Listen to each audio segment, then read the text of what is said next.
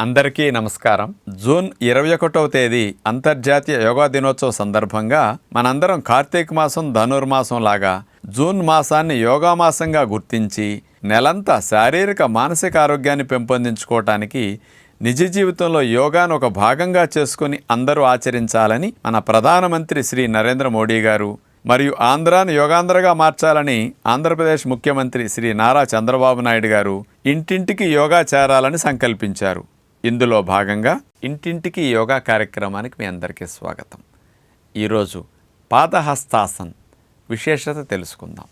ఈ పాదహస్తాసన్ అనేది నడుము ఫ్లెక్సిబిలిటీ బాగా పెరగటానికి, వీపు కండరాలన్నీ బాగా సాగి భవిష్యత్తులో ఎన్ని గంటలు కూర్చున్న అసలు నొప్పి రాకుండా ఉండటానికి, పై పొట్ట కింద పొట్టను కూడా బాగా తగ్గించుకోవటానికి, అసలు భవిష్యత్తులో సయాటిక్ పెయిన్ అనేది అసలు రాకుండా చేసుకోవటానికి, తొడలు కాళ్ళు మంచిగా అందులో ఉండే నర్వస్ సిస్టమ్ని బాగా యాక్టివేట్ చేసి బాగా సాగతీసి అవి స్ట్రాంగ్ అయ్యేటట్టు చేయటానికి మంచిగా ఉపయోగపడుతుంది. అట్లాగే డైజెస్టివ్ పవర్ని పెంచడానికి కూడా ఈ పాదహస్తాసన మంచిగా ఉపయోగపడుతుంది. అలాంటి పాదహస్తాసన్ని రెండు మోకాళ్ళు వంచకుండా నుంచుని మోకాళ్ళు ముద్దు పెట్టుకుని ఆసనంగా ఎలా చేయాలో ఇప్పుడు మనం చూద్దాం. పాదహస్తాసన చేసే విధానాన్ని స్టెప్ వైజ్ చూడబోతున్నాం. ముందుగా రెండు కాళ్ళను ఆనిచ్చి అట్లా స్ట్రైట్గా నుంచున్న తర్వాత స్టెప్ 1, రెండు చేతుల్ని భుజాలకు సమాంతరంగా అలా చాపాలి. గాలిని పీల్చుకుంటూ చేతులను పైకి తీసుకెళ్తాం. ఇది స్టెప్ 1. స్టెప్ 2, చేతుల్ని అలా ఫోల్డ్ చేస్తాం. చేతుల్ని అట్లా డైరెక్షన్ మార్చి చేతుల్ని పైకి తీసుకెళ్తాం. స్టెప్ 3, బాగా పైకి చేతులు ఎవరో పట్టుకు లాగినట్టుగా స్ట్రెచ్ చేసి పైకి సాగతీస్తాం.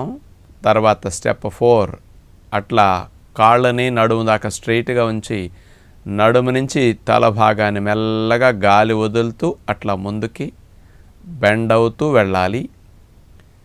చేతుల్ని అట్లా నేల కానిచ్చేసి ఉంటారు. అలా ఉండటం పాదహస్తాసన్. ఇంకా బాగా వస్తే చేతులతో కాళ్ళని అట్లా పట్టుకుని కదలకుండా అలాగే పాదహస్తాసన స్థితిలో స్టెప్ 4 ఆసన స్థితి అన్నమాట. ఇదే స్థితిలో కదలకుండా అట్లా ఉండాలి. గాలి పీల్చకుండా ఉండగలిగితే కూడా మంచిది. ఇందులో ఫలితం బాగా రావాలంటే చూడండి, ఇప్పుడు కాళ్ళు ఎక్కడ బెండ్ చేయట్లేదు, అలా ఉంటే ఫలితం వస్తుంది. మోకాళ్ళు వంచామా ఫలితం రాదు. కేవలం చేతులు ఆనినా సరిపోతుంది. ఆనని వారు ఎంతవరకు వంగితే అంతవరకు వంగి అక్కడ ఉండొచ్చు. ఇంకా బాగా వంగితే ఇప్పుడు వీరు పట్టుకున్నట్టుగా అలా చేతులతో కాళ్ళకు మెలికి వేసి అట్లా పూర్తిగా పొట్ట కూడా తొడలకు ఆనుకునే విధంగా బెండ్ చేయాలి నడుముని. పూర్తి పాదహస్తాసన అన్నమాట ఇది. ఇట్లా ఉండగలిగినంతసేపు ఉంటారు. ఇక స్టెప్ 5, మెల్లగా గాలి పీల్చుకుంటూ పైకి లేగాలి. స్టెప్ 6, చేతుల్ని అట్లా తీసుకోవాలి. స్టెప్ 7, అట్లా ఫోల్డ్ చేయాలి. అట్లా చేతుల్ని నార్మల్ స్థితికి తిప్పుతాం. స్టెప్ 8, తొడలు కానిచ్చేస్తాం. సాధారణ స్థితికి నుంచున్నట్లు వచ్చేస్తాం. ఇలా 8 స్టెప్స్లో పాదహస్తాసన ఇట్లా స్టెప్ వైజ్ చేస్తే మంచి ఫలితం వస్తుందన్నమాట. ఏమాత్రం కాళ్ళని మోకాళ్ళ భాగంలో బెండ్ చేసినా మీకు ఆసనంలో ఫలితం 0 అయిపోతుంది. అది మాత్రం గుర్తుపెట్టుకోవాలి. ఈ ఆసనం చేసే ముందండి మనం పైకి గాలి పీల్చుకుంటూ నడువుని సాగతీసి ఇక హిప్ జాయింట్ నుంచి కిందకి స్టిఫ్గా పెట్టేసి నడుమును మాత్రం అట్లా ముందుకు వంచుతూ వెళ్ళాలన్నమాట. అప్పుడే ఈ ఆసనాన్ని కరెక్ట్గా చేసినట్లు అవుతుందన్నమాట. ఈ పాదహస్తాసన చేసేటప్పుడు మనం చూపించిన విధంగా మీకు రాలేదని మీరు నిరుత్సాహపడుతున్నారేమో, అట్లా పడొద్దు. మీ శరీరం ఎంతవరకు వంగటానికి అవకాశం ఇస్తే అంతవరకు మీరు వెళ్ళి అక్కడ ఉంటే ఆవిడ పూర్తిగా అందుకున్నప్పుడు ఆవిడకి ఎట్లాంటి ఫలితం వచ్చిందో మీకు ఆ యాంగిల్లోనే ఫలితం వస్తుంది. మీ శరీరానికి అదే కష్టం కాబట్టి ఇక్కడే ఫలితం వస్తుంది. అది మరవకండి.